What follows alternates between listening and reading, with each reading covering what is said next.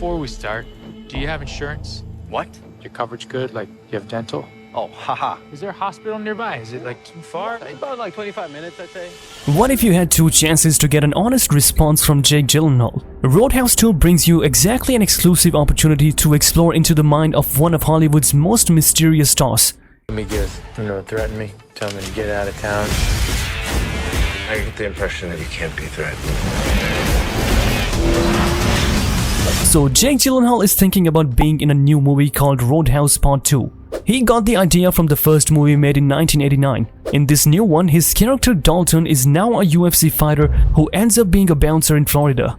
He's acting with Daniela Melchior, Billy Magnuson and Conor McGregor, a real UFC champ, even though the first reviews of the movie weren't all great. Jake is still thinking about making more movies like it.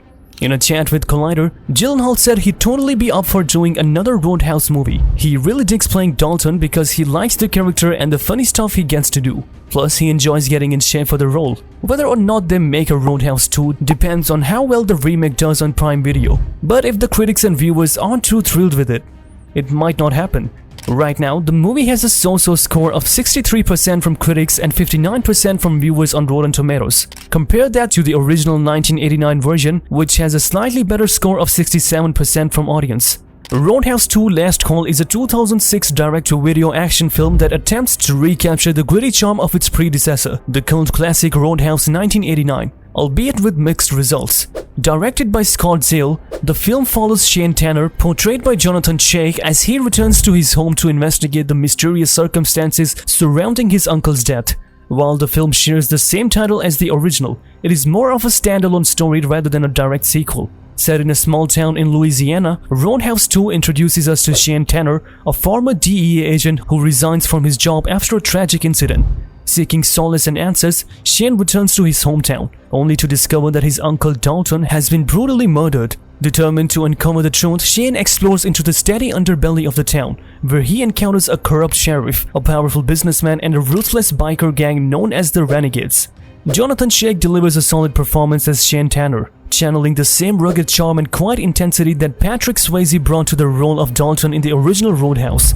Despite the film's low budget and limited scope, Shaikh manages to command the screen with his presence, portraying Shane as a capable and resourceful protagonist driven by a sense of justice and vengeance. The supporting cast includes Alan Hallman as Shane's love interest Bo and Will Patton as Nate Tanner, Shane's estranged father.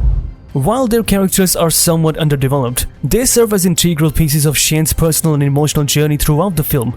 However, it is the antagonists who truly shine in Roadhouse 2, with Jake Busey delivering a chilling performance as the sadistic leader of the Renegades, Wild Bill. One of the film's strengths lies in the action sequences, which are choreographed with precision and intensity. Roadhouse 2 delivers plenty of adrenaline-fueled thrills for fans of the genre. However, these moments of excitement are often overshadowed by the film's formulaic plot and lackluster dialogue. Where Roadhouse 2 falls short in its attempt to recapture the magic of the original film, while it pays homage to the iconic moments and themes that made Roadhouse a beloved cult classic, it ultimately fails to capture the same level of depth and authenticity. Ultimately, Roadhouse 2 serves as a nostalgic reminder of the heyday of 80s action cinema, even if it fails to recapture the magic of the original. In an alternate reality where Jake Gyllenhaal starred in Roadhouse 2 Last Call, the film would have undoubtedly taken on a different tone and dynamic. Gyllenhaal's ability to immerse himself fully into the characters would have brought a fresh layer of complexity to the role of Shane Tanner, elevating the film beyond its formulaic plot and lackluster dialogue. With Gyllenhaal at the helm, Shane Tanner would have been portrayed as a deeply conflicted and introspective character, grappling with his own demons while seeking justice for his uncle's death. Gyllenhaal's trademark intensity and emotional depth would have added layers to Shane's persona, making him a more nuanced and compelling protagonist. Furthermore, Gyllenhaal's on-screen chemistry with the rest of the cast, particularly Alan Hallman as Bo and Will Patton as Nate Tanner, would have enhanced the interpersonal dynamics of the film. His ability to convey complex emotions through subtle gestures and expressions would have added depth to Shane's relationships, making them feel more authentic and relatable. In terms of action sequences, Gyllenhaal's physicality and dedication to his craft would have brought a heightened sense of realism and intensity to the fight scenes. Gyllenhaal's commitment to authenticity would have made each action sequence more visceral and impactful. Overall, Gyllenhaal's involvement in Roadhouse 2 Last Call would have elevated the film to new heights, transforming it from a forgettable action movie into a gripping and emotionally resonant thriller. While the film may still have its flaws, Gyllenhaal's performance would undoubtedly have been a standout element, leaving a lasting impression on audiences and cementing his status as one of Hollywood's most talented actors. Since the movie is only on Prime Video, whether it does well or not depends on how many people watch it. But if the reviews aren't great, people might not talk about it in a good way. However, if lots of people watch the 2024 remake on Prime Video, they might decide to make a sequel. The ending of Roadhouse hints at more stuff happening later on, especially with the scene after the credits suggesting more trouble for Dalton in the future.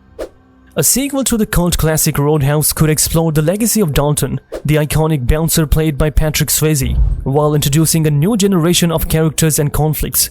Set several years after the events of the original film, the sequel could follow Dalton's protege, a young bouncer with a troubled past, as he inherits the Double Juice nightclub and finds himself thrust into a world of corruption and violence. As the new owner of the Double Juice, the protagonist would face numerous challenges, including rival biker gangs, corrupt law enforcement officials, and shady business rivals. Along the way, he would uncover secrets about Dalton's past and learn valuable lessons about honor, loyalty, and standing up for what is right. To add depth and complexity to the story, the sequel could explore into the protagonist's personal struggles and inner demons, exploring themes of redemption, forgiveness, and self-discovery. Through his interactions with the colorful characters who frequent the Double Juice, he would gradually learn to confront his own demons and embrace his role as a protector of the community. Of course, no Roadhouse sequel would be complete without plenty of action-packed fight scenes. From barroom brawls to high-speed car chases, the sequel would deliver the same pulse-pounding thrills and excitement that made the original film a beloved cult classic. Ultimately, the sequel to Roadhouse would pay homage to the spirit of the original while forging its own path forward.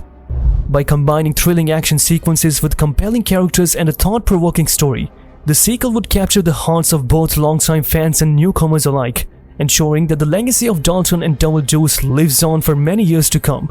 There was some drama about how Roadhouse was released because the director, Doug Liman, wasn't too happy about it only being on Prime Video and not in theaters. He even talked about boycotting the premiere, but ended up showing up at the event where they talked about how the movie was being shown. We're not sure if he'll come back for a sequel, but the movie could still happen without him. If they do decide to make a sequel, they'll probably have to negotiate things differently, especially if they want it to be in theaters. Whether or not they make a sequel depends on a lot of stuff. But Gyllenhaal is down to come back if they do. Jake Gyllenhaal's acting is characterized by captivating intensity and versatility that has cemented his reputation as one of Hollywood's most talented performers. With a career spanning over 2 decades, Gyllenhaal has demonstrated his ability to seamlessly transition between a wide range of roles, from brooding anti-heroes to charming romantic leads and complex, emotionally driven characters. His commitment to his craft is evident in the depth and authenticity he brings to each portrayal, captivating audiences with his nuanced performances. Do share your thoughts in the comments below. Also, don't forget to hit the like and subscribe button before you go. We will meet you in the next one. People seem a little aggressive around here.